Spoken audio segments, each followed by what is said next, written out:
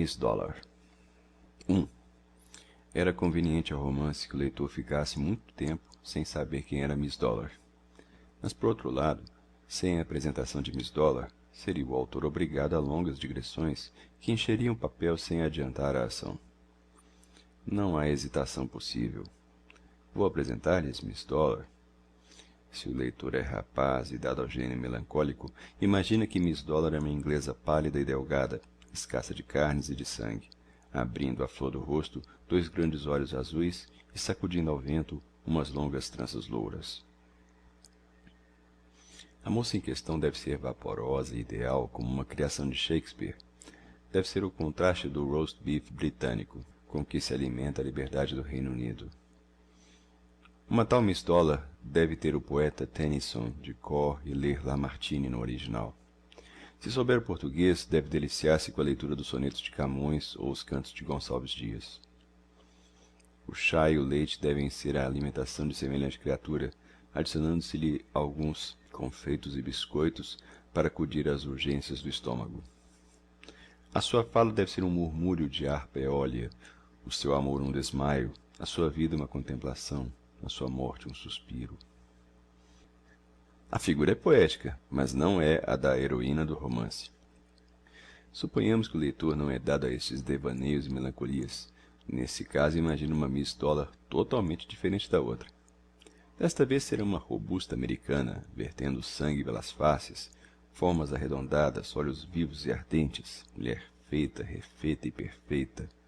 Amiga da boa mesa e do bom copo, esta Miss Dollar preferirá um quarto de carneiro a uma página de Longfellow, coisa naturalíssima quando o estômago reclama, e nunca chegará a compreender a poesia do pôr-do-sol. Será uma boa mãe de família, segundo a doutrina de alguns padres mestres da civilização, isto é, fecunda e ignorante. Já não será do mesmo sentir o leitor que tiver passado a segunda mocidade e vir diante de si uma velhice sem recurso. Para esse, a Miss Dollar, verdadeiramente digna de ser contada em algumas páginas, seria uma boa inglesa de 50 anos, dotada com algumas 1000 libras esterlinas e que, aportando ao Brasil em procura de assunto para escrever um romance, realizasse um romance verdadeiro, casando com um leitor aludido. Uma tal Miss Dollar seria incompleta se não tivesse óculos verdes e um grande cacho de cabelo grisalho em cada fronte. Luvas de renda branca e chapéu de linho em forma de cuia seriam a última demão deste magnífico tipo de ultramar. Mais esperto que os outros, acode um leitor dizendo que a heroína do romance não é nem foi inglesa, mas brasileira dos quatro costados, e que o nome de Miss Dollar quer dizer simplesmente que a rapariga é rica. A descoberta seria excelente se fosse exata. Infelizmente nem esta nem as outras são exatas. A Miss Dollar do romance não é a menina romântica, nem a mulher robusta, nem a velha literata, nem a brasileira rica. Falha desta vez a proverbial perspicácia dos leitores. Miss Dollar é uma cadelinha galga. Para algumas pessoas, a qualidade da heroína fará perder o interesse do romance. Erro manifesto. Miss Dollar, apesar de não ser mais que uma cadelinha galga, teve as honras de ver o seu nome nos papéis públicos, antes de entrar para este livro. O Jornal do Comércio e o Correio Mercantil publicaram nas colunas dos anúncios as seguintes linhas reverberantes de promessa: desencaminhou-se uma cadelinha galga na noite de ontem 30. Acode ao nome de Miss Dollar. Quem a achou e quiser levar à rua de Mata-Cavalos, número, receberá 200.000 réis de recompensa. Miss Dollar tem uma coleira ao pescoço, fechada por um cadeado, em que se lêem as seguintes palavras: de tout mon cœur. Todas as pessoas que sentiam necessidade urgente de 200.000 réis e tiveram a felicidade de ler aquele anúncio, andaram nesse dia com extremo cuidado nas ruas do Rio de Janeiro, a ver se davam com a fugitiva Miss Dollar. Galgo que aparecesse ao longe era perseguido com tenacidade até verificar-se que não era o animal procurado. Mas toda essa caçada dos 200.000 réis era completamente inútil, visto que no dia em que apareceu o anúncio, já a Miss Dollar estava aboletada na casa de um sujeito morador nos Cajueiros, que fazia coleção de cães. 2. Quais as razões que induziram o Dr. Mendonça a fazer coleção de cães é coisa que ninguém podia dizer. Uns queriam que fosse simplesmente paixão por esse símbolo da fidelidade ou do civilismo. Outros pensavam antes que, cheio de profundo desgosto pelos homens, Mendonça achou que era de boa guerra adorar os cães. Fossem quais fossem as razões, o certo é que ninguém possuía mais bonita e variada coleção do que ele. Tinha-os de todas as raças, tamanhos e cores. Cuidava deles como se fossem seus filhos. Se algum lhe morria, ficava melancólico. Quase se pode dizer que no espírito de Mendonça o cão pesava tanto como o amor, segundo uma expressão célebre: tirai do mundo o cão e o mundo será um ermo. O leitor superficial conclui daqui que o nosso Mendonça era um homem excêntrico. Não era. Mendonça era um homem como os outros. Gostava de cães como outros gostam de flores. Os cães eram as suas rosas e violetas. Cultivava-os com o mesmíssimo esmero. De flores gostava também, mas gostava delas nas plantas em que nasciam. Cortar um jasmim ou prender um canário parecia-lhe idêntico atentado. Era o Dr. Mendonça, homem de seus 34 anos, bem apessoado, maneiras francas e distintas. Tinha-se formado em medicina e tratou algum tempo de doentes. A clínica estava já adiantada, quando sobreveio uma epidemia na capital. O Dr. Mendonça inventou um elixir contra a doença, e tão excelente era o elixir que o autor ganhou um bom par de contos de réis. Agora exercia a medicina como amador. Tinha quanto bastava para si e a família. A família compunha-se dos animais citados acima. Na memorável noite em que se desencaminhou Miss Dollar, voltava Mendonça para casa quando teve a ventura de encontrar a fugitiva no rocio. A cadelinha entrou a acompanhá-lo, e ele, notando que era animal sem dono visível, levou-a consigo para os cajueiros. Apenas entrou em casa, examinou cuidadosamente a cadelinha. Miss Dollar era realmente um mimo. Tinha as formas delgadas e graciosas da sua fidalga raça. Os olhos castanhos e aveludados pareciam exprimir a mais completa felicidade deste mundo, tão alegres e serenos eram. Mendonça contemplou-a e examinou minuciosamente. Leu o dístico do cadeado que fechava a coleira e convenceu-se finalmente de que a cadelinha era animal de grande estimação da parte de quem quer que fosse dono dela. Se não aparecer o dono, fica comigo, disse ele, entregando Miss Dollar ao moleque encarregado dos cães. Tratou o moleque de dar comida a Miss Dollar, enquanto Mendonça planeava um bom futuro à nova hóspede, cuja família devia perpetuar-se na casa. O plano de Mendonça durou o que duram os sonhos, o espaço de uma noite. No dia seguinte, lendo os jornais, viu o anúncio transcrito acima, prometendo 200.000 réis a quem entregasse a cadelinha fugitiva. A sua paixão pelos cães deu-lhe a medida da dor que devia sofrer o dono ou dona de Miss Dollar, visto que chegava a oferecer 200.000 réis de gratificação a quem apresentasse a galga. Consequentemente, resolveu restituí-la, com bastante mágoa do coração. Chegou a hesitar por alguns instantes, mas afinal venceram sentimentos de probidade e compaixão que eram o apanágio daquela alma. E como se lhe custasse despedir-se do animal, ainda recente na casa, dispôs-se a levá-lo ele mesmo, e para esse fim preparou-se. Almoçou, e depois de averiguar bem se Miss Dollar havia feito a mesma operação, saíram ambos de casa com direção a Mata-Cavalos. Naquele tempo, ainda o barão do Amazonas não tinha salvo a independência das repúblicas platinas, mediante a vitória de Riachuelo, nome com que depois a Câmara Municipal crismou a Rua de Mata-Cavalos.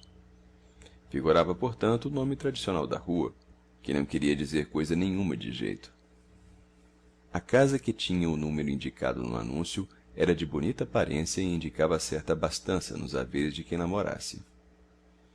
Antes mesmo que Mendonça batesse palmas no corredor, já a Miss Dollar, reconhecendo os pátrios lares, começava a pular de contente e a soltar uns sons alegres e guturais, que, se houvesse entre os cães literatura, deviam ser um hino de ação de graças.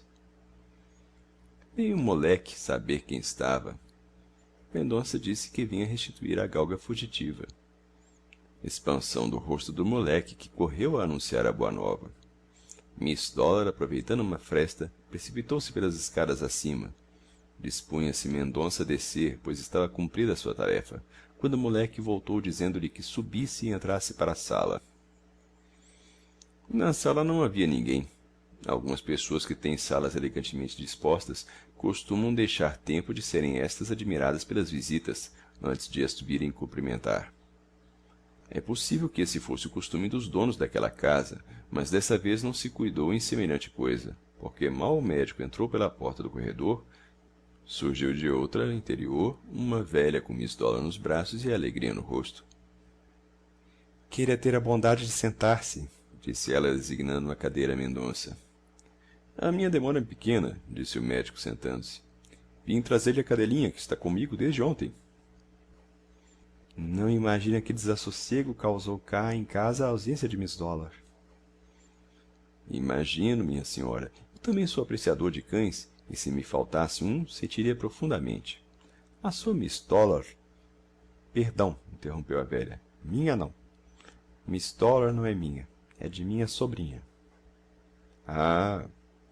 Ela aí vem. Mendonça levantou-se justamente quando entrava na sala a sobrinha em questão. Era uma moça que representava 28 anos, no pleno desenvolvimento da sua beleza, uma dessas mulheres que anunciam velhice tardia e imponente. O vestido de seda escura dava singular realce à cor imensamente branca da sua pele. Era roçagante o vestido, o que lhe aumentava a majestade do porte e da estatura. O corpinho do vestido cobria-lhe todo o colo, mas adivinhava-se por baixo da seda um belo tronco de mármore modelado por escultor divino. Os cabelos castanhos e naturalmente ondeados estavam penteados com essa simplicidade caseira, que é a melhor de todas as modas conhecidas. Ornavam-lhe graciosamente a fronte como uma coroa doada pela natureza. A extrema brancura da pele não tinha o menor tom cor-de-rosa que lhe fizesse harmonia e contraste. A boca era pequena e tinha uma certa expressão imperiosa. Mas a grande distinção daquele rosto, aquilo que mais prendia os olhos, eram os olhos. Imaginem duas esmeraldas nadando em leite. Mendonça nunca vira olhos verdes em toda a sua vida. Disseram-lhe que existiam olhos verdes. Ele sabia de cor uns versos célebres de Gonçalves Dias, mas até então os olhos verdes eram para ele a mesma coisa que a fênix dos antigos. Um dia, conversando com os amigos a propósito disso, afirmava que se alguma vez encontrasse um par de olhos verdes, fugiria deles com terror. Por quê? Perguntou-lhe um dos circunstantes admirados. A cor verde é a cor do mar, respondeu Mendonça. Evita as tempestades de um, evitarei as tempestades dos outros. Eu deixo ao critério do leitor esta singularidade de Mendonça, que de mais a mais é preciosa no sentido de Molière. 3. Mendonça cumprimentou respeitosamente a recém-chegada, e esta, com um gesto, convidou-o a sentar-se outra vez. Agradeço-lhe infinitamente o ter me restituído este pobre animal, que me merece grande estima, disse Margarida sentando-se.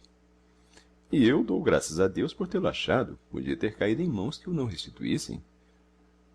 Margarida fez um gesto a Miss Dollar, e a cadelinha, saltando do regaço da velha, foi ter com Margarida.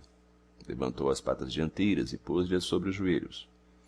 Margarida e Miss Dollar trocaram um longo olhar de afeto.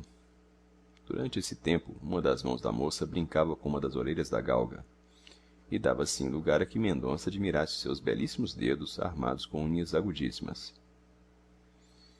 Mas, conquanto Mendonça tivesse sumo prazer em estar ali, reparou que era esquisita e humilhante a sua demora. Pareceria estar esperando a gratificação. Para escapar a essa interpretação desairosa, sacrificou o prazer da conversa e a contemplação da moça. Levantou-se dizendo: a minha missão está cumprida. Mas, interrompeu a velha. Mendonça compreendeu a ameaça da interrupção da velha. A alegria, disse ele, que restituí a esta casa é a maior recompensa que eu podia ambicionar. Agora peço-lhes licença. As duas senhoras compreenderam a intenção de Mendonça. A moça pagou-lhe a cortesia com um sorriso, e a velha, reunindo no pulso quantas forças ainda lhe restavam pelo corpo todo, apertou com amizade a mão do rapaz. Mendonça saiu impressionado pela interessante Margarida. Notava-lhe principalmente, além da beleza, que era de primeira água, certa severidade triste no olhar e nos modos. Se aquilo era caráter da moça, dava-se bem com a índole do médico, Se era resultado de algum episódio da vida, era uma página do romance que devia ser decifrada por olhos hábeis. A falar a verdade, o único defeito que Mendonça lhe achou foi a cor dos olhos. Não porque a cor fosse feia, mas porque ele tinha prevenção contra os olhos verdes. A prevenção, cumpre dizê-lo, era mais literária que outra coisa. Mendonça pegava-se à frase que uma vez proferira e foi acima citada, e a frase é que lhe produziu a prevenção. Não me acusem de chofre. Mendonça era um homem inteligente, instruído e dotado de bom senso. Tinha, além disso, grande tendência para as afeições românticas. Mas, apesar disso, já tinha calcanhar o nosso Aquiles. Era homem como os outros. Outros Aquiles andam por aí que são da cabeça aos pés um imenso calcanhar. O ponto vulnerável de Mendonça era esse. O amor de uma frase era capaz de violentar-lhe afetos. Sacrificava uma situação a um período arredondado. Referindo a um amigo o episódio da galga e a entrevista com Margarida, Mendonça disse que poderia vir a gostar dela se não tivesse olhos verdes. O amigo riu com certo ar de sarcasmo. Mas, doutor, disse-lhe ele, não compreendo essa prevenção. Eu ouço até dizer que os olhos verdes são de ordinário núncios de boa alma. Além de que, a cor dos olhos não vale nada, a questão é a expressão deles. Podem ser azuis como o céu e pérfidos como o mar. A observação deste amigo anônimo tinha a vantagem de ser tão poética como a de Mendonça. Por isso abalou profundamente o ânimo do médico. Não ficou este como o asno de Buridan entre a selha d'água e a quarta de cevada. O asno hesitaria. Mendonça não hesitou. Acudiu-lhe de pronto a lição do casuísta Sanches, e das duas opiniões tomou a que lhe pareceu provável. Algum leitor grave achará pueril esta circunstância dos olhos verdes e esta controvérsia sobre a qualidade provável deles. Provará com isso que tem pouca prática do mundo. Os almanaques pitorescos citam até à saciedade mil excentricidades e senões dos grandes varões que a humanidade admira, já por instruídos nas letras, já por valentes nas armas, e nem por isso deixamos de admirar esses mesmos varões. Não queira o leitor abrir uma exceção só para encaixar nela o nosso doutor. Aceitemo-lo com seus ridículos, quem os não tem. O ridículo é uma espécie de lastro da alma quando ela entra no mar da vida. Alguns fazem toda a navegação sem outra espécie de carregamento. Para compensar essas fraquezas, já disse que Mendonça tinha qualidades não vulgares. Adotando a opinião que lhe pareceu mais favorável, que foi a do amigo, Mendonça disse consigo que nas mãos de Margarida estava talvez a chance do seu futuro. Ideou nesse sentido um plano de felicidade. Uma casa num ermo, olhando para o mar do lado do ocidente, a fim de poder assistir ao espetáculo do pôr do sol. Margarida e ele, unidos pelo amor e pela igreja, beberiam ali gota a gota a taça inteira da celeste felicidade. O sonho de Mendonça continha outras particularidades que seria ocioso mencionar aqui. Mendonça pensou nisto alguns dias, chegou a passar algumas vezes por Mata-Cavalos, mas tão infeliz que nunca viu Margarida nem a tia. Afinal desistiu da empresa e voltou aos cães. A coleção de cães era uma verdadeira galeria de homens lustres. O mais estimado deles chamava-se Diógenes. Havia um galgo que acudia ao nome de César, um cão d'água que se chamava Nelson. Cornélia chamava-se uma cadelinha rateira, e Calígula um enorme cão de fila, vera efígie do grande monstro que a sociedade romana produziu. Quando se achava entre toda essa gente ilustre por diferentes títulos, dizia Mendonça que entrava na história. Era assim que se esquecia do resto do mundo. 4. Achava-se Mendonça uma vez à porta do Carceller, onde acabava de tomar sorvete em companhia de um indivíduo amigo dele, quando viu passar um carro, e dentro do carro duas senhoras que lhe pareceram as senhoras de Mata-Cavalos. Mendonça fez um movimento de espanto que não escapou ao amigo. Que foi? Perguntou-lhe este. Nada. Pareceu-me conhecer aquelas senhoras. Viste-as, Andrade? Não. O carro entrara na rua do Ouvidor. Os dois subiram pela mesma rua. Logo acima da rua da Quitanda, pararam o carro à porta de uma loja, e as senhoras apearam-se e entraram. Mendonça não as viu sair, mas viu o carro e suspeitou que fosse o mesmo. Apressou o passo sem dizer nada a Andrade, que fez o mesmo, movido por essa natural curiosidade que sente um homem quando percebe algum segredo oculto. Poucos instantes depois estavam à porta da loja. Mendonça verificou que eram as duas senhoras de Mata-Cavalos. Entrou afoito, com ar de quem ia comprar alguma coisa, e aproximou-se das senhoras. A primeira que o conheceu foi a tia. Mendonça cumprimentou-as respeitosamente. Elas receberam o cumprimento com afabilidade. Ao pé de Margarida estava Miss Dollar, que, por esse admirável faro que a natureza concedeu aos cães e aos cortesãos da fortuna, deu 2 enormes saltos de alegria apenas viu Mendonça, chegando a tocar-lhe o estômago com as patas dianteiras. Parece que Miss Dollar ficou com boas recordações suas, disse Dona Antônia, assim se chamava a tia de Margarida. Creio que sim, respondeu Mendonça, brincando com a galga e olhando para Margarida. Justamente nesse momento entrou Andrade. Só agora as reconheci, disse ele dirigindo-se às senhoras. Andrade apertou a mão das duas senhoras, ou antes, apertou a mão de Antônia e os dedos de Margarida. Mendonça não contava com este incidente e alegrou-se com ele por ter à mão um meio de tornar íntimas as relações superficiais que tinha com a família. Seria bom, disse ele a Andrade, que me apresentasses a essas senhoras. Pois não as conheces? Perguntou Andrade estupefato. Conhece-nos sem nos conhecer, respondeu sorrindo a velha tia. Por ora quem o apresentou foi Miss Dollar. Antônia referiu a Andrade a perda e o achado da cadelinha. Pois nesse caso, respondeu Andrade, apresento-o já. Feita a apresentação oficial, o caixeiro trouxe a Margarida os objetos que ela havia comprado, e as duas senhoras despediram-se dos rapazes, pedindo-lhes que as fossem ver. Não citei nenhuma palavra de Margarida no diálogo acima transcrito, porque, a falar a verdade, a moça só proferiu 2 palavras a cada um dos rapazes. Passe bem, disse-lhes ela, dando as pontas dos dedos e saindo para entrar no carro. Ficando sós, saíram também os 2 rapazes e seguiram pela rua do ouvidor acima, ambos calados. Mendonça pensava em Margarida. Andrade pensava nos meios de entrar na confidência de Mendonça. A vaidade tem 1000 formas de manifestar-se, como o fabuloso Proteu. A vaidade de Andrade era ser confidente dos outros. Parecia-lhe assim obter da confiança aquilo que só alcançava da indiscrição. Não lhe foi difícil apanhar o segredo de Mendonça. Antes de chegar à esquina da Rua dos Ourives, já Andrade sabia de tudo. Compreende agora, disse Mendonça, que eu preciso ir à casa dela, tenho necessidade de vê-la, quero ver se consigo... Mendonça estacou. Acaba, disse Andrade, se consegue ser amado, por que não? Mas desde já te digo que não será fácil. Por quê? Margarida tem rejeitado 5 casamentos. Naturalmente não amava os pretendentes, disse Mendonça com o ar de um geômetra que acha uma solução. Amava apaixonadamente o primeiro, respondeu Andrade, e não era indiferente ao último. Houve naturalmente intriga. Também não. Admiras-te? É o que me acontece. É uma rapariga esquisita. Se te achas com força de ser o Colombo daquele mundo, lança-te ao mar com a armada. Mas toma cuidado com a revolta das paixões, que são os ferozes marujos destas navegações de descoberta.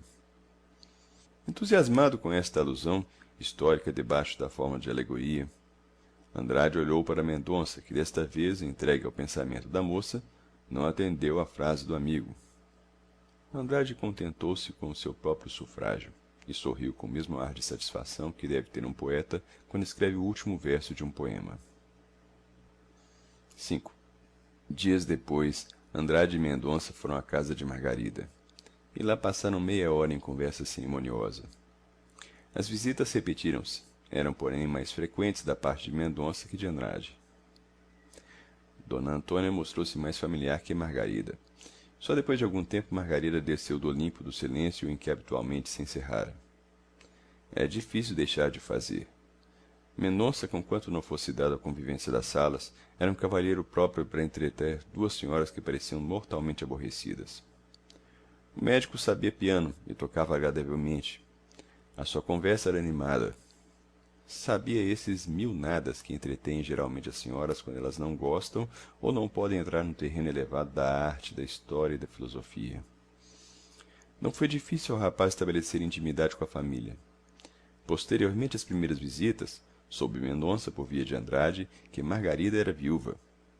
Mendonça não reprimiu o gesto de espanto. Mas tu falaste de um modo que parecias tratar de uma solteira, disse ele ao amigo. É verdade que não me expliquei bem. Os casamentos recusados foram todos propostos depois da viuvez. Há que tempo está viúva? Há 3 anos. Tudo se explica, disse Mendonça depois de algum silêncio. Quer ficar fiel à sepultura. É uma Artemisa do século. Andrade era cético a respeito de Artemisas. Sorriu à observação do amigo e, como este insistisse, replicou. Mas se eu já te disse que ela amava apaixonadamente o primeiro pretendente e não era indiferente ao último? Então, não compreendo. Nem eu. Mendonça, desde esse momento, tratou de cortejar assiduamente a viúva. Margarida recebeu os primeiros olhares de Mendonça com um ar de tão supremo desdém que o rapaz esteve quase a abandonar a empresa. Mas a viúva, ao mesmo tempo que parecia recusar amor, não lhe recusava estima e tratava-o com a maior meiguice deste mundo, sempre que ele a olhava como toda a gente.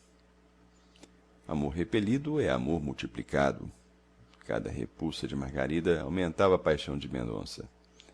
Nem já lhe mereciam atenção o feroz Calígula, nem o elegante Júlio César.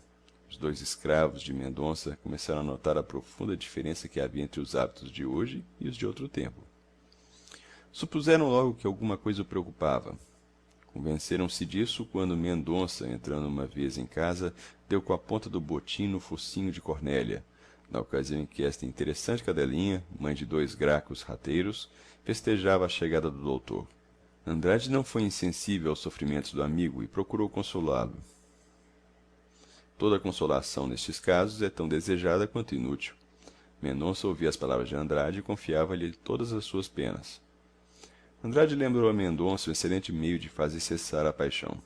Era ausentar-se da casa. A isto respondeu Mendonça citando La Rochefoucauld.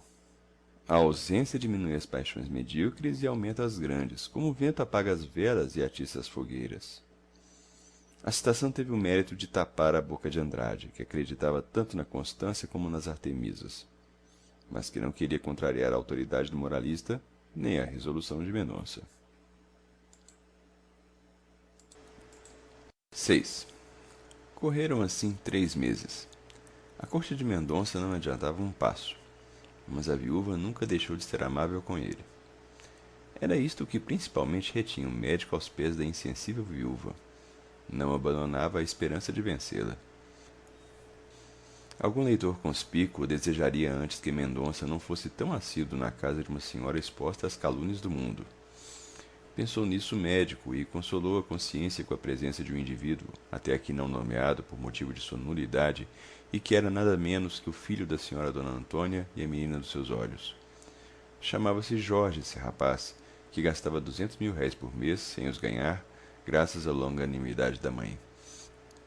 Frequentava as casas dos cabeleireiros, onde gastava mais tempo que uma romana da decadência às mãos das suas servas latinas. Não perdia representação de importância no alcazar. Montava bons cavalos e enriquecia com despesas extraordinárias as algibeiras de algumas damas célebres e de vários parasitas obscuros. Calçava luvas da letra E e botas número 36, duas qualidades que lançava à cara de todos os seus amigos que não desciam do número 40 e da letra H. A presença deste gentil pimpolho achava Mendonça que salvava a situação. Mendonça queria dar esta satisfação ao mundo, isto é, à opinião dos ociosos da cidade. Mas bastaria isso para tapar a boca aos ociosos? Margarida parecia indiferente às interpretações do mundo como à assiduidade do rapaz. Seria ela tão indiferente a tudo mais neste mundo? Não. Amava a mãe, tinha um capricho por Miss Dollar, gostava da boa música e lia romances. Vestia-se bem, sem ser rigorista em matéria de moda. Não valsava. Quando muito, dançava alguma quadrilha nos saraus a que era convidada. Não falava muito, mas exprimia-se bem.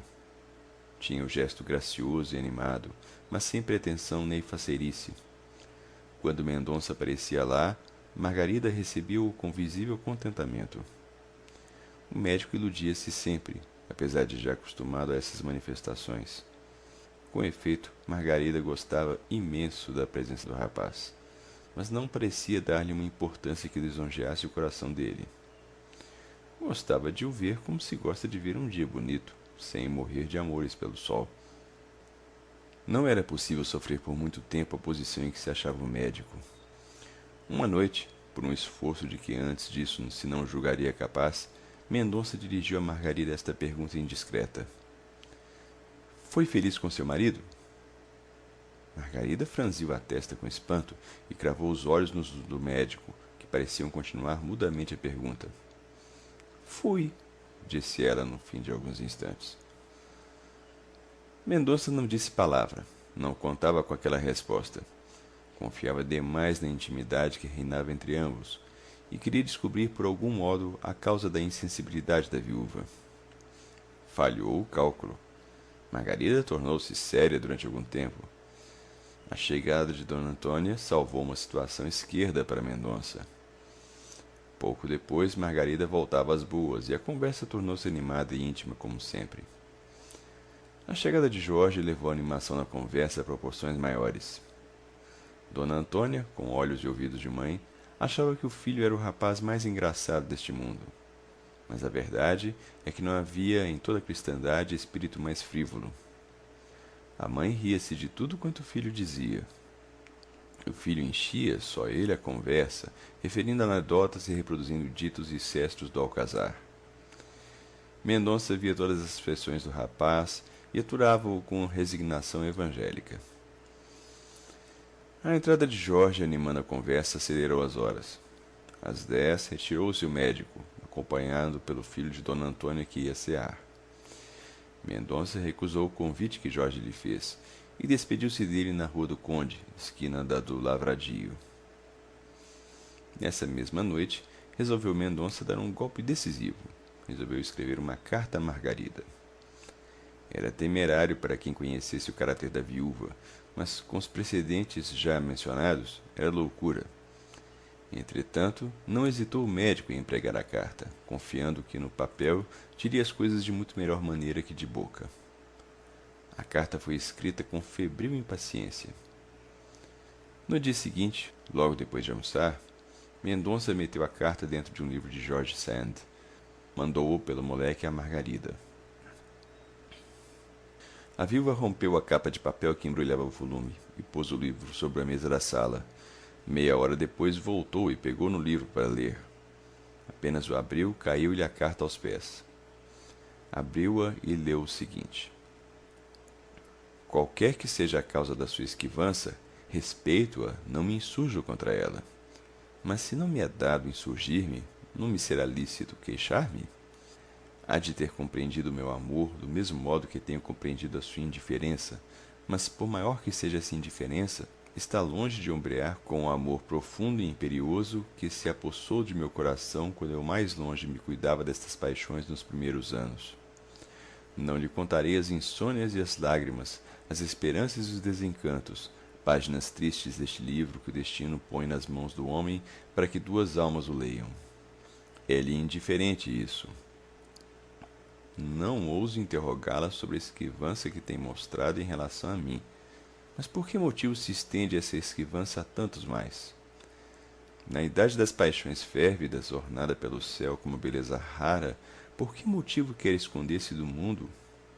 Por que motivo quer esconder-se ao mundo e desfraldar a natureza e o coração de seus incontestáveis direitos? Perdoe-me a audácia da pergunta. Acho-me diante de um enigma que o meu coração desejaria decifrar. Penso às vezes que alguma grande dor a atormenta e quisera ser o médico do seu coração. Ambicionava, confesso, restaurar-lhe alguma ilusão perdida. Parece que não há ofensa nesta ambição. Se, porém, essa esquivança denota simplesmente um sentimento de orgulho legítimo, perdoe-me se ousei escrever-lhe quando seus olhos expressamente me o proibiram. Rasgue a carta, que não pode valer-lhe uma recordação nem representar uma arma. A carta era toda de reflexão. A frase fria e medida não exprimia o fogo do sentimento. Não terá, porém, escapado ao leitor a sinceridade e a simplicidade com que Mendonça pedia uma explicação que Margarida provavelmente não podia dar. Quando Mendonça disse a Andrade haver escrito a Margarida, o amigo do médico entrou a rir despregadamente. Fiz mal? Perguntou Mendonça. Estragaste tudo. Os outros pretendentes começaram também por carta. Foi justamente a certidão de óbito do amor.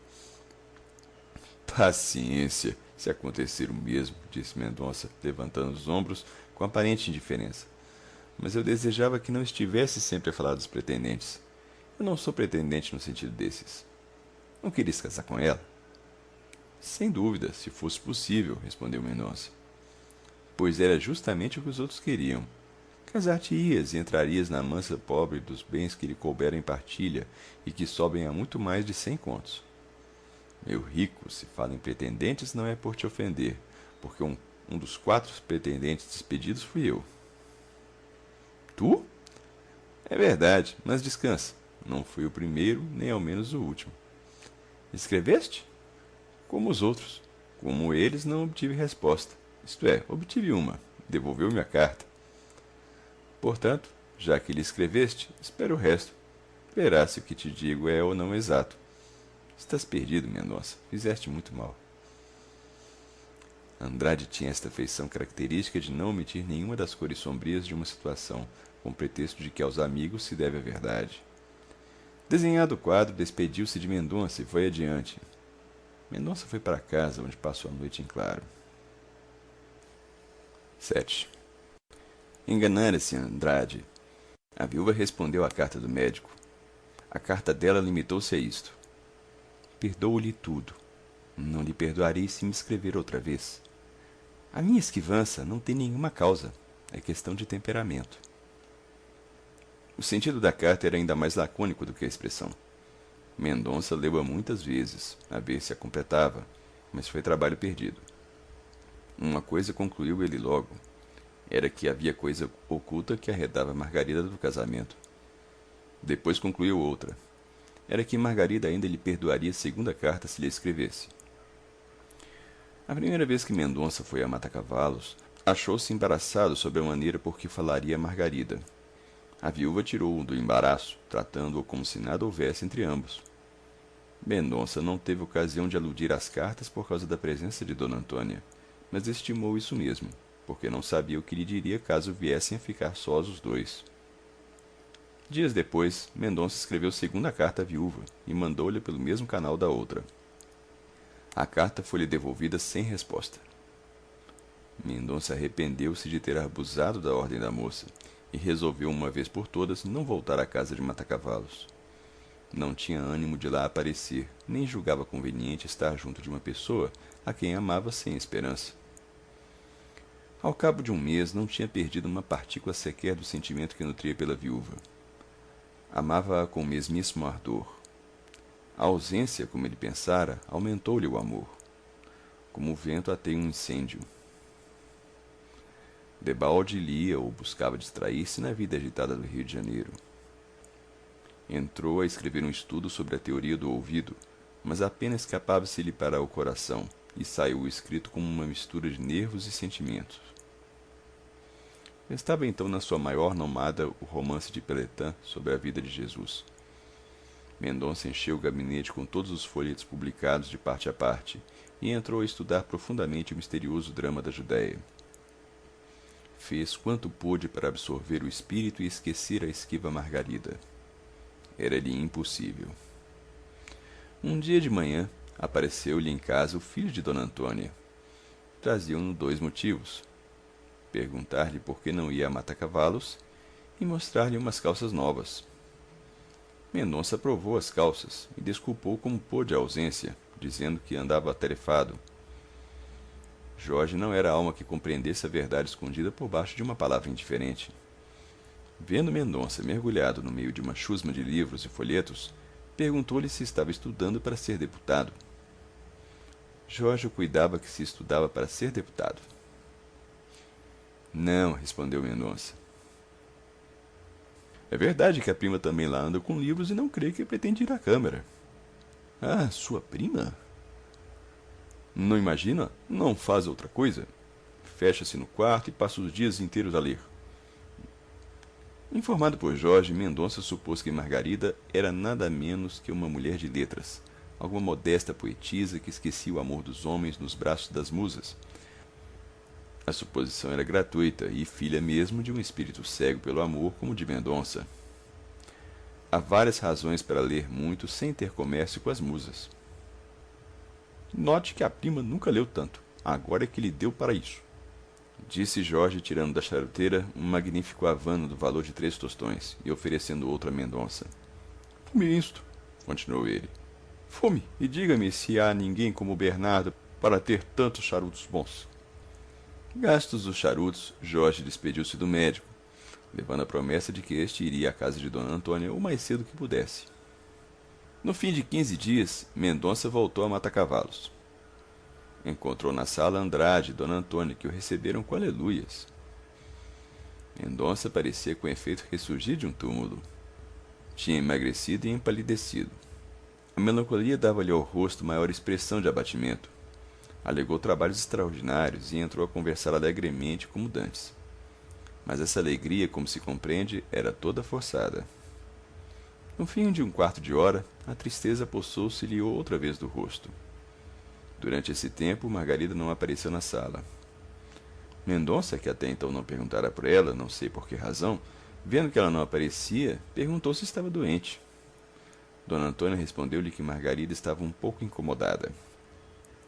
O incômodo de Margarida durou uns 3 dias. Era uma simples dor de cabeça que o primo atribuiu à aturada leitura. No fim de alguns dias mais, Dona Antônia foi surpreendida com uma lembrança de Margarida. A viúva queria ir viver na roça há algum tempo. Aborrece-te a cidade? Perguntou-lhe a boa velha. Alguma coisa, respondeu Margarida. Queria ir viver uns 2 meses na roça. Dona Antônia não podia recusar nada à sobrinha. Concordou em ir para a roça e começaram os preparativos. Mendonça soube da mudança no Rocio, andando a passear de noite. Disse-lhe o Jorge na ocasião de ir para o alcazar. Para o rapaz, era uma fortuna aquela mudança, porque suprimia-lhe a única obrigação que ainda tinha neste mundo, que era a de ir jantar com a mãe. Não achou Mendonça nada que admirar na resolução. As resoluções de Margarida começavam a parecer-lhe simplicidades. Quando voltou para casa, encontrou um bilhete de Dona Antônia, concebido nestes termos: Temos de ir para fora alguns meses. Espero que não nos deixe sem despedir-se de nós. A partida é sábado e eu quero incumbi-lo de uma coisa. Mendonça tomou chá e dispôs-se a dormir. Não pôde. Quis ler. Estava incapaz disso. Era cedo. Saiu. Insensivelmente dirigiu os passos para Mata-Cavalos. A casa de Dona Antônia estava fechada e silenciosa. Evidentemente estavam já dormindo. Mendonça passou adiante e parou junto da grade do jardim adjacente à casa. De fora podia ver a janela do quarto de Margarida, pouco elevada e dando para o jardim.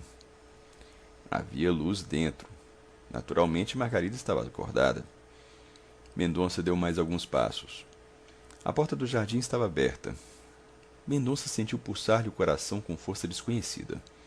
Surgiu-lhe no espírito uma suspeita. Não há coração confiante que não tenha desfalecimentos destes.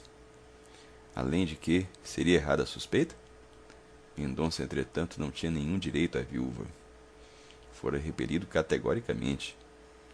Se havia algum dever da parte dele, era a retirada e o silêncio. Mendonça quis conservar-se no limite que lhe estava marcando. A porta aberta do jardim podia ser esquecimento da parte dos fâmulos. O médico refletiu bem que aquilo tudo era fortuito e, fazendo um esforço, afastou-se do lugar. Adiante parou e refletiu. Havia um demônio que o impelia por aquela porta dentro. Mendonça voltou e entrou com precaução. Apenas dera alguns passos, surgiu-lhe em frente Miss Dollar latindo. Parece que a galga saíra de casa sem ser pressentida. Mendonça mimou-a e a cadelinha parece que reconheceu o médico, porque trocou os latidos em festas. Na parede do quarto de Margarida desenhou-se uma sombra de mulher. Era a viúva que chegava à janela para ver a causa do ruído. Mendonça coseu-se como pôde com os arbustos que ficavam junto da grade. Não vendo ninguém, Margarida voltou para dentro. Passados alguns minutos, Mendonça saiu do lugar em que se achava e dirigiu-se para o lado da janela da viúva. Acompanhava-o Miss Dollar. Do jardim não podia olhar, ainda que fosse mais alto, para o aposento da moça. A cadelinha apenas chegou àquele ponto, subiu ligeira uma escada de pedra que comunicava o jardim com a casa. A porta do quarto de Margarida ficava justamente no corredor que se seguia à escada. A porta estava aberta. O rapaz imitou a cadelinha, subiu os 6 degraus de pedra vagarosamente. Quando pôs o pé no último, ouviu Miss Dollar pulando no quarto e vindo latir à porta, como que avisando a Margarida de que se aproximava um estranho. Mendonça deu mais um passo, mas nesse momento atravessou o jardim um escravo que acudia ao latido da cadelinha. O escravo examinou o jardim e, não vendo ninguém, retirou-se. Margarida foi à janela e perguntou o que era.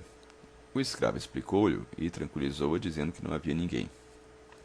Justamente quando ela saía da janela, aparecia à porta a figura de Mendonça. Margarida estremeceu por um abalo nervoso. Ficou mais pálida do que era. Depois, concentrando nos olhos toda a soma de indignação que pode conter um coração, perguntou-lhe com voz trêmula: Que quer aqui? Foi nesse momento, e só então, que Mendonça reconheceu toda a baixeza de seu procedimento, ou, para falar mais acertadamente, toda a alucinação de seu espírito. Pareceu-lhe ver em Margarida a figura da sua consciência, a exprobrar-lhe de tamanha indignidade. O pobre rapaz não procurou desculpar-se. Sua resposta foi singela e verdadeira. Sei que cometi um ato infame, disse ele. Não tinha razão para isso. Estava louco. Agora conheço a extensão do mal. Não lhe peço que me desculpe. Dona Margarida, não mereço perdão. Mereço desprezo. Adeus. Compreendo, senhor, disse Margarida. Quer obrigar-me pela força do descrédito, quando me não pôde obrigar pelo coração. Não é de cavalheiro. Oh, isso.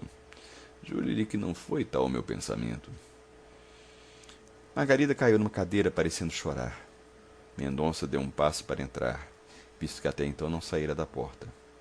Margarida levantou os olhos cobertos de lágrimas e, com um gesto imperioso, mostrou-lhe que saísse. Mendonça obedeceu. Nenhum nem outro dormiram nessa noite. Ambos curvavam-se ao peso da vergonha, mas, por honra de Mendonça, a dele era maior que a dela, e a dor de uma não ombreava com o remorso de outro. 8. No dia seguinte estava Mendonça em casa fumando charutos sobre charutos, recurso das grandes ocasiões, quando parou à porta dele um carro. Apenas um pouco depois, a mãe de Jorge. A visita pareceu de mau agouro ao médico, mas apenas a velha entrou, dissipou-lhe o receio. Creio, disse Dona Antônia, que a minha idade permite visitar um homem solteiro. Mendonça procurou sorrir ouvindo este gracejo, mas não pôde. Convidou a boa senhora a sentar-se, e sentou-se ele também, esperando que ela lhe explicasse a causa da visita. Escrevi-lhe ontem, disse ela, para que fosse ver-me hoje. Preferi vir cá, receando que por qualquer motivo não fosse a mata-cavalos. Queria então incumbir-me? De coisa nenhuma, respondeu a velha sorrindo. Incumbir, disse-lhe eu. Como diria qualquer outra coisa indiferente. Quero informá-lo. Ah, de quê? Sabe quem ficou hoje de cama? Dona Margarida? É verdade. Amanheceu um pouco doente. Diz que passou a noite mal. Eu creio que sei a razão, acrescentou Dona Antônia, rindo maliciosamente para Mendonça. Qual será então a razão? Perguntou o médico. Pois não percebe? Não. Margarida ama-o. Mendonça levantou-se da cadeira como por uma mola. A declaração da tia da viúva era tão inesperada que o rapaz cuidou de estar sonhando. Ama-o, repetiu Dona Antônia.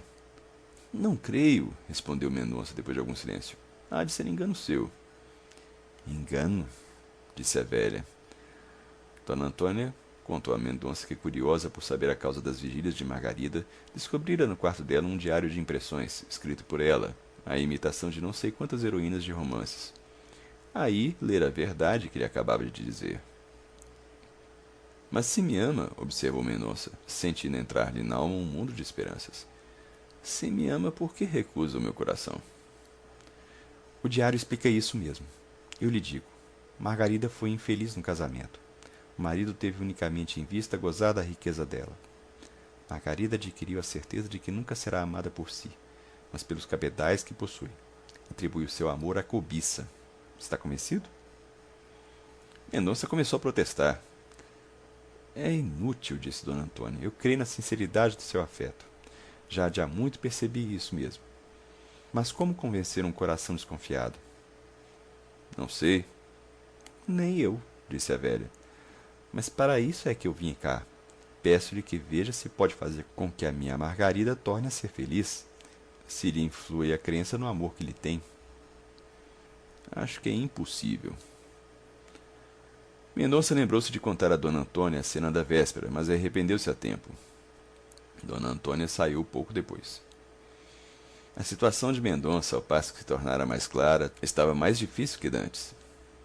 Era possível tentar alguma coisa antes da cena do quarto, mas depois achava Mendonça impossível conseguir nada.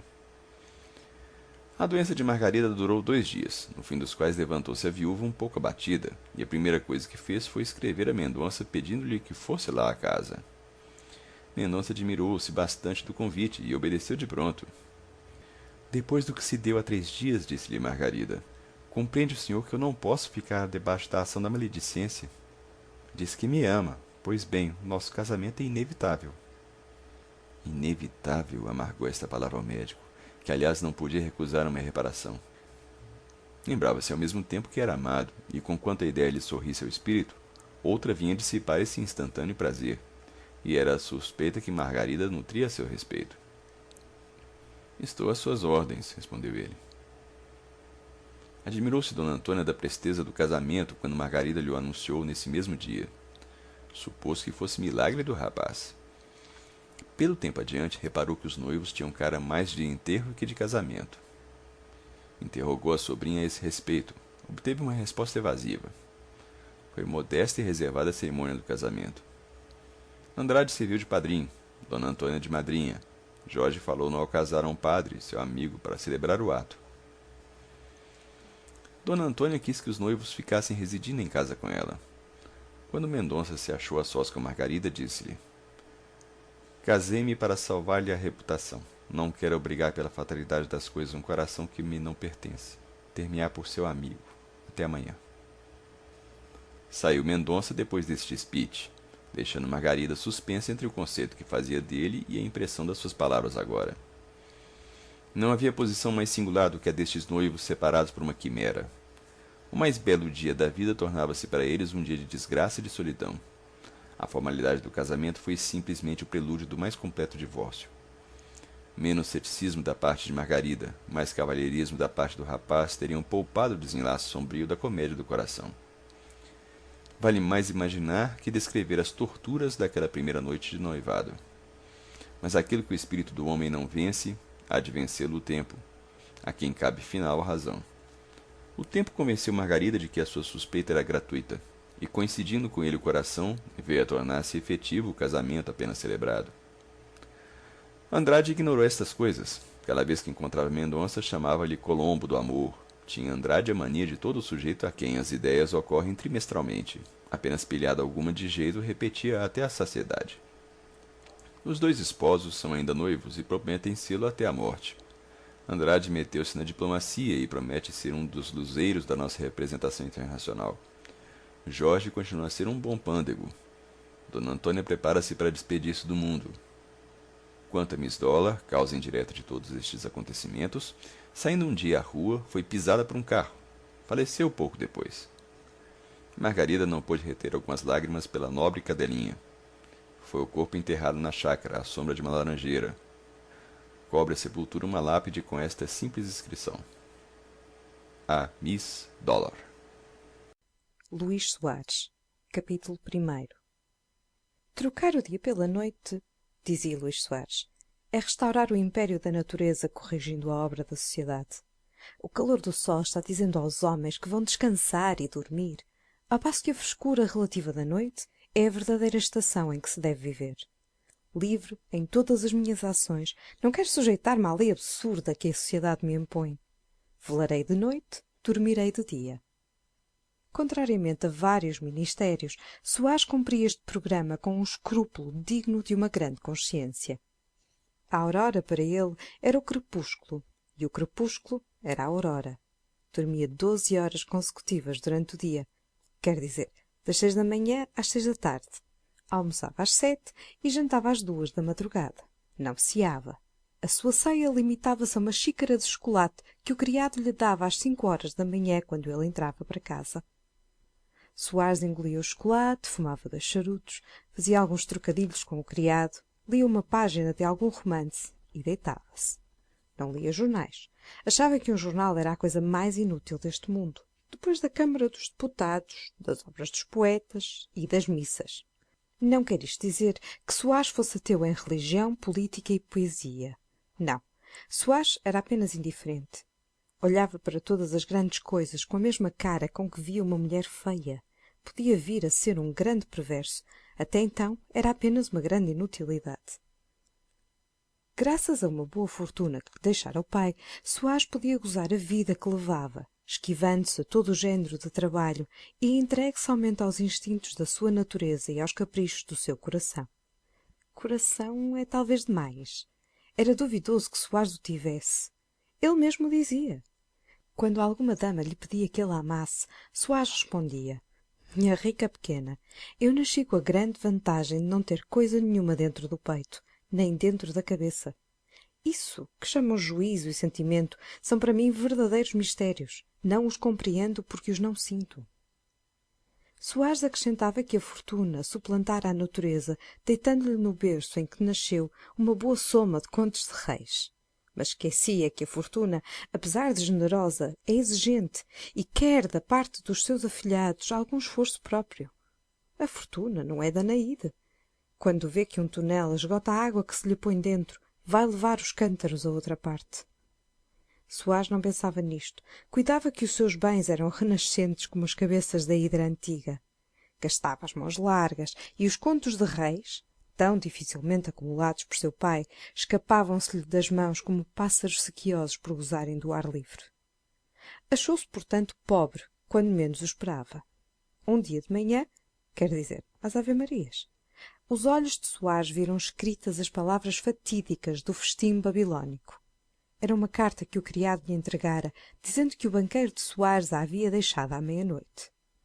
O criado falava como o homem vivia. Ao meio-dia chamava meia-noite. Já te disse, respondeu Soares, que eu só recebo cartas dos meus amigos, ou então de alguma rapariga, bem sei. É por isso que lhe não tenho dado as cartas que o banqueiro tem trazido há um mês. Hoje, porém, o homem disse que era indispensável que eu lhe desse esta. Soares sentou-se na cama e perguntou ao criado, meio alegre e meio zangado: então tu és criado dele ou meu? Meu amo, o banqueiro disse que se trata de um grande perigo. Que perigo? Não sei. Deixa ver a carta. O criado entregou-lhe a carta. Soares abriu-a e leu-a 2 vezes. Dizia a carta que o rapaz não possuía mais que 6 contos de reis. Para Soares, 6 contos de reis eram menos que 6 vinténs. E pela primeira vez na sua vida, Soares sentiu uma grande comoção. A ideia de não ter dinheiro nunca lhe havia acudido ao espírito. Não imaginava que um dia se achasse na posição de qualquer outro homem que precisava de trabalhar. Almoçou sem vontade e saiu. Foi ao alcazar. Os amigos acharam-no triste. Perguntaram-lhe se era alguma mágoa de amor. Soares respondeu que estava doente. As leis da localidade acharam que era de bom gosto ficarem tristes também. A consternação foi geral. Um dos seus amigos, José Pires, propôs um passeio a Botafogo para distrair as melancolias de Soares. O rapaz aceitou, mas o passeio a Botafogo era tão comum que não podia distraí-lo. Lembraram-se de ir ao Corcovado, ideia que foi aceita e executada imediatamente. Mas que há que possa distrair um rapaz nas condições de Soares? A viagem ao Corcovado apenas lhe produziu uma grande fadiga, aliás útil, porque, na volta, dormiu o rapaz a sono solto. Quando acordou, mandou dizer ao Pires que viesse falar-lhe imediatamente. Daí a 1 hora parava um carro à porta. Era o Pires que chegava, mas acompanhado de uma rapariga morena, que respondia ao nome de Vitória. Entraram os dois pela sala de Soares com a franqueza e o estrépito naturais entre pessoas de família. — Não está doente? — perguntou Vitória ao dono da casa. — Não — respondeu este. — Mas por que veio você? — É boa — disse José Pires. — Veio porque é a minha xícara inseparável.